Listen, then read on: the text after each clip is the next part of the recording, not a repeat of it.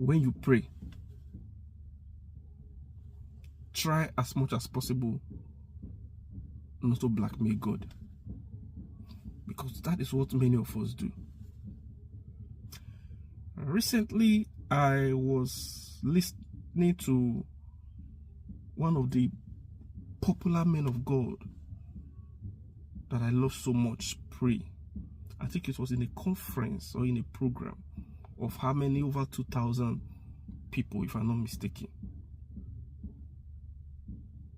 And then the pastor shouted that everybody that came here with problem will go, or will leave the conference, or will leave the program without that problem, except if God does not exist.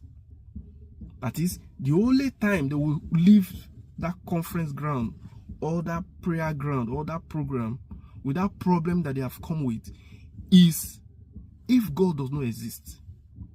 And from where I stand, and from my little knowledge of the Bible, I don't know too much, I feel that was a blackmail.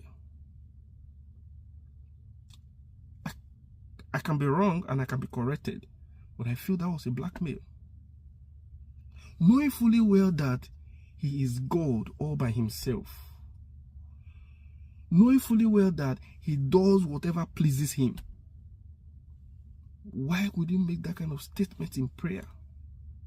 What if at the end of the day, it doesn't please God for everybody to leave that campground or to leave that prayer ground?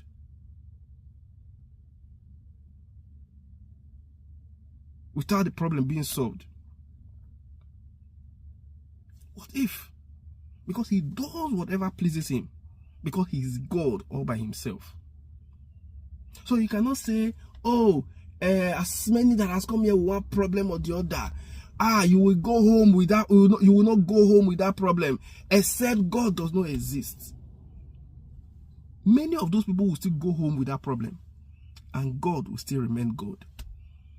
So rather than exalting God, rather than thanking God and reminding him of the good things that he has done in the past, and even in the Bible days, why would you make that kind of statements?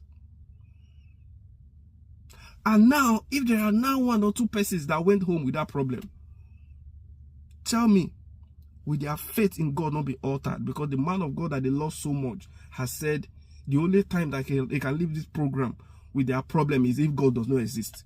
Will their faith not be altered? Have you not passed a message to them indirectly that